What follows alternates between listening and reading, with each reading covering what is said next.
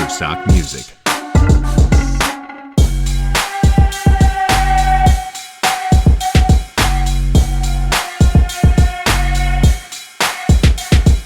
Hello everyone, my name is Muhammad Irfan. I am lecturer of mathematics. Today we will discuss the fifth video about mathematics of MCQ series. इससे पहले हमने तकरीबन 4 videos discuss की हैं MCQ से related, तो अगर आपने वो नहीं देखी तो मैंने डिस्क्रिप्शन में उनका लिंक डाल दिया है। ये फर्स्ट ईयर से रिलेटेड MCQs हैं जो कि फाइनल पेपर में आएंगे और 100% इसमें से 20 MCQs आएंगे, तो प्लीज़ इसे फॉलो कीजिएगा। चलिए डिस्कस करते हैं MCQs नंबर 41। तो 41 MCQs हैं हमारे पास। 1 minus X plus X square minus X cube plus ये किसके इक्वल होगा। देखें बेसिकली ना ये आपके पास binomial sum of binomial series है।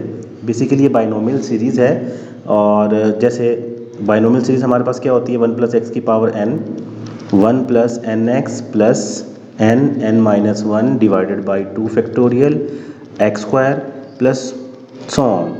अब इसमें आप ये देख लीजिएगा कि आपसे आपको ऑप्शन में क्या दिया हुआ है। आपको ऑप्शन में दिया हुआ है कि n की जगह पर -1 है, ठीक है। तो इस सीरीज़ के अंदर जहाँ जहाँ पर n है उसकी जगह पर -1 पुट कर दें आप, ठीक है। तो यहाँ पर मैंने कुछ चीज़ें मेंशन भी की हैं आपको डायरेक्ट के, ताकि आपको आइडिया हो जाए कि किस तरीके से करना है। देखें यहाँ पर 1 प्लस एक्स की पावर -n है, तो आपके पास सीरीज़ ये बनेगी, ठीक है। वो आप डायरेक्ट इसमें वैल्यूज़ पुट करके देख सकते हैं कि जहाँ पर n होगा उसकी जगह पर क्या आ जाएगा -1। अगर माइनस होगा तो जहाँ पर x होगा उसकी जगह पर आप सिर्फ जस्ट -x सब्स्टिट्यूट कर दीजिएगा, तो आपके पास ये सीरीज़ बनेगी, ठीक है। इसी तरह 2 के लिए भी ये 2 सीरीज़ हैं। ये वाली आपको ये आपसे MCQs में डिस्कस किया जा सकता है। आप चाहें तो उनको बना भी सकते हैं और अगर मेमोराइज़ करना चाहें तो वो भी कर सकते हैं। इन चारों में से एक MCQs लाजमी पेपर के अंदर आता है, ठीक है। तो अब हम देख लेते हैं कि हमें जो सीरीज़ गिवन है वो कौन सी है, उसका सम क्या होगा। ये सीरीज़ हमें गिवन है, ठीक है। और यहाँ से हम देख सकते हैं कि ये हमारे पास फर्स्ट जो सीरीज़ है वो है 1 minus X plus X square minus X cube. तो बेसिकली हमारे पास जो आंसर होगा वो क्या होगा, आंसर ए होगा 1 प्लस एक्स की पावर n। सेकेंड MCQ को भी डिस्कस कर लेते हैं इसी के साथ, वो भी इसी से रिलेटेड है। अगर आपके पास सीरीज़ इस तरह आ जाए 42 MCQs 1 plus 2x plus 3x square plus 4x cube, तो आपके पास सम क्या बनेगा। तो यहाँ पर देखिए मेंशन किया हुआ है कि 1 प्लस 2x प्लस 3। देखिए अगर सारी सीरीज़ पॉजिटिव वाली है आपके पास और ऊपर भी नेगेटिव है बीच में भी नेगेटिव है, तो जाहिर बात है कि वो ऑटोमेटिकली पॉजिटिव होते रहेंगे। तो इसका जो हमारे पास आंसर बनेगा वो क्या बनेगा, 1 माइनस एक्स की पावर -2। आप चाहें तो मेमोराइज़ भी कर सकते हैं और इसको खुद भी सॉल्व कर सकते हैं। अगर आपके पास टाइम नहीं है तो मेमोराइज़ कर लीजिएगा, नहीं तो आप इसे खुद सॉल्व करके चेक कर सकते हैं कि कौन सा इसका आंसर होगा। इसी तरीके से 43 MCQs हैं, इनमें से एक आधा MCQs लाजमी आता है। इस बार देखिए 1 plus X square plus x cube, तो इसका हमारा हम देख लेते हैं कि क्या आंसर बनेगा हमारे पास 1 प्लस एक्स। देखिए दोनों माइनस, ऊपर भी माइनस और अंदर भी माइनस होगा तो सारी पॉजिटिव सीरीज़ बनेगी। अगर एक प्लस एक माइनस होगा तो ही प्लस माइनस वाली सीरीज़ बनेगी। मैं आपको इसका ट्रिक्स भी बता देता हूँ ताकि आपको देखते ही अंदाज़ा बन जाए कि इसका आंसर क्या होगा। देखिए मैं दोबारा रिपीट कर देता हूँ ताकि आपको आइडिया हो जाए कि मैं क्या बात करना चाह रहा हूँ। मैं आपसे ये कह रहा हूँ कि अगर आप चाहें तो इसका ट्रिक्स भी याद रख सकते हैं। और वो ट्रिक्स क्या होगा कि अगर अंदर पॉजिटिव है और ऊपर नेगेटिव है, या अंदर नेगेटिव है ऊपर पॉजिटिव है, तो आपके पास जो सीरीज़ बनेगी वो प्लस माइनस में बनेगी। क्लियर। अगर आपके पास अंदर नेगेटिव है और ऊपर भी नेगेटिव है, दोनों ही नेगेटिव है, तो सीरीज़ हमेशा पॉजिटिव में बनेगी आपके पास, ठीक है। अगर ऊपर 2 होगा तो सीरीज़ में 2, 3, 4 वगैरह आएंगे। अगर ऊपर सीरीज़ में 2 नहीं होगा तो नहीं आएंगे, सिंपल सीरीज़ बनेगी 1 प्लस एक्स, जैसे ये पहली सीरीज़ है और दूसरी सीरीज़ है, इनमें नंबर्स नहीं होंगे, ठीक है। आप देखिए ऊपर नेगेटिव पावर है नीचे पॉजिटिव है, तो सीरीज़ बनेगी ना वो पॉजिटिव नेगेटिव में बनेगी, एक पॉजिटिव का एक नेगेटिव का, एक पॉजिटिव का एक नेगेटिव का। अब तो इससे आप अंदाज़ा लगा सकते हैं कि आपका आंसर कौन सा होगा। जैसे हम देख लेते हैं यहाँ पर 42 MCQs है, 42 में पूरी की पूरी सीरीज़ पॉजिटिव है और 2, 3, 4 भी यूज़ हो रहा है, नंबर्स भी यूज़ हो रहे हैं, तो उसका मतलब है कि पावर 2 होगी।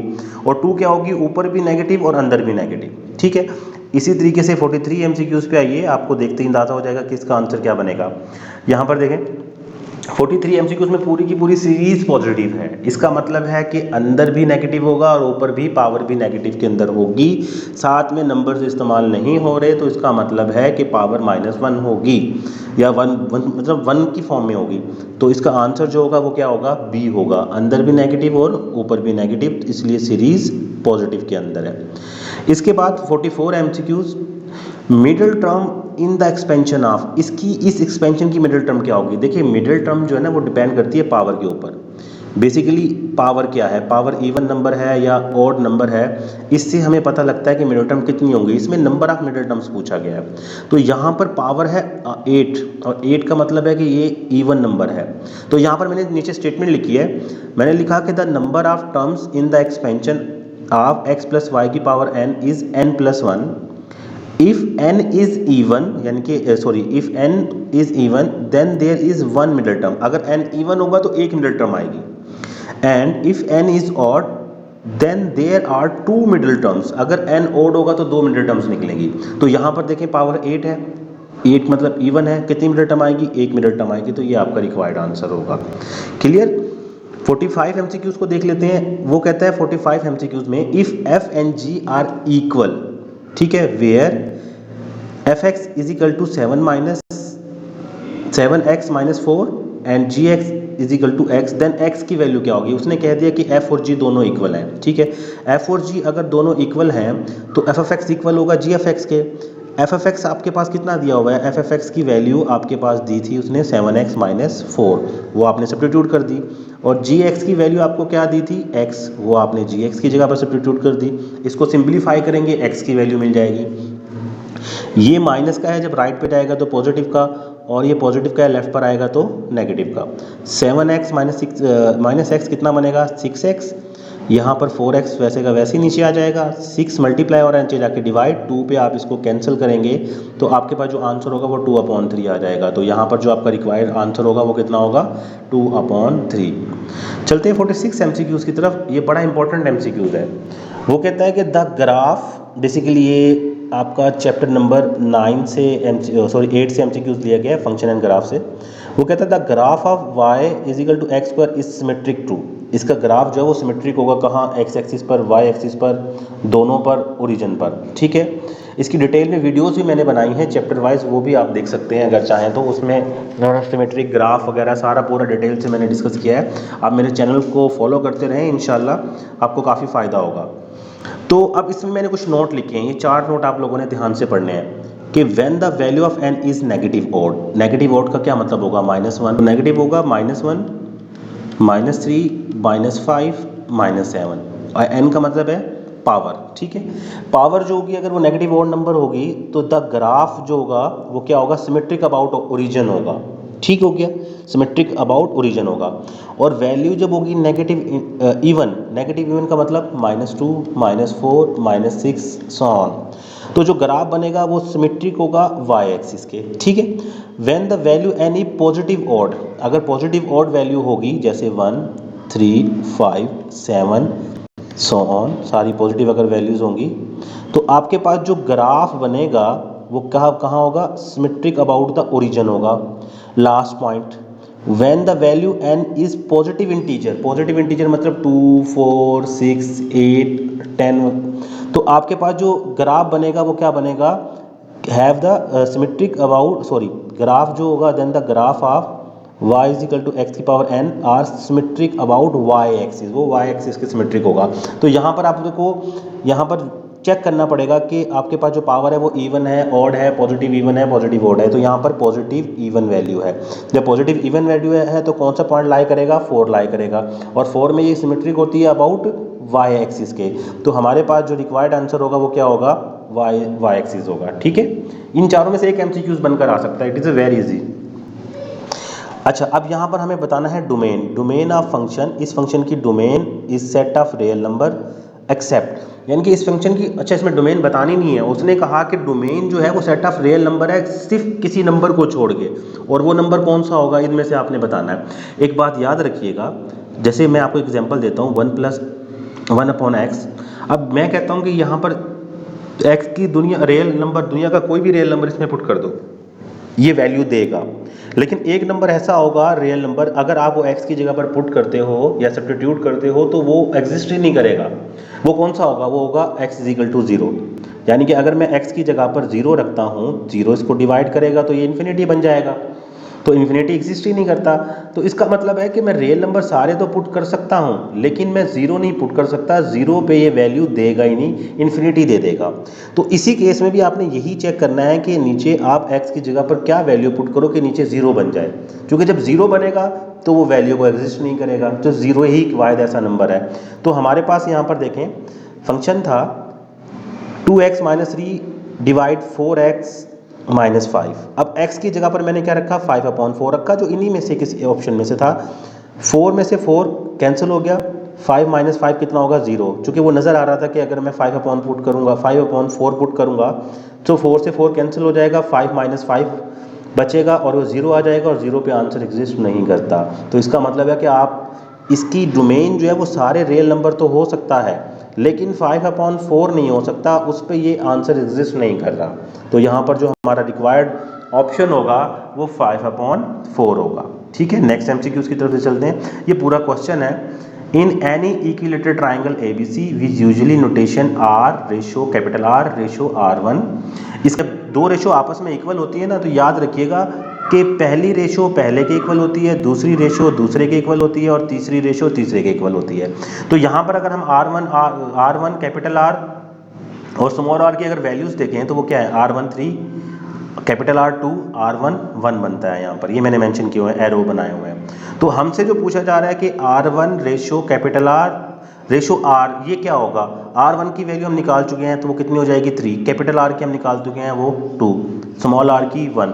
तो ये बेसिकली क्या बनेगा? 3:2:1। अब ये किसी भी तरीके से अरेंज कर दिया जाए, इससे फ़र्क नहीं पड़ेगा, ये वैल्यूज़ आपने जहन में रखनी है और इनको मेमोराइज करके रखना है। तो हमारे पास जो ऑप्शन होगा वो ऑप्शन डी होगा।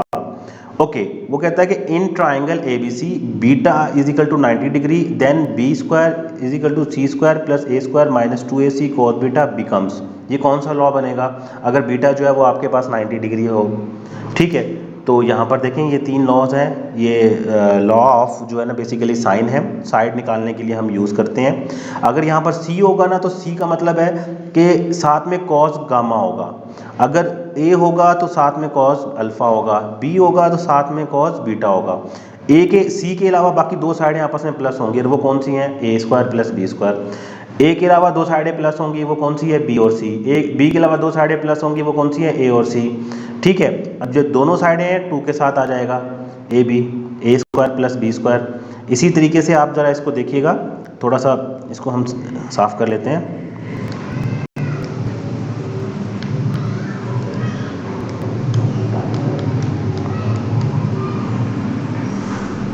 ओके, तो इसी तरह देखें कि अगर ये दोनों ए बी हैं तो साथ में, सॉरी, ए स्क्वायर प्लस बी स्क्वायर है तो साथ में ए बी आएगा, बी सी है तो साथ में बी सी आएगा, ए सी ए प्लस सी स्क्वायर है तो साथ में 2 के साथ ए सी आएगा।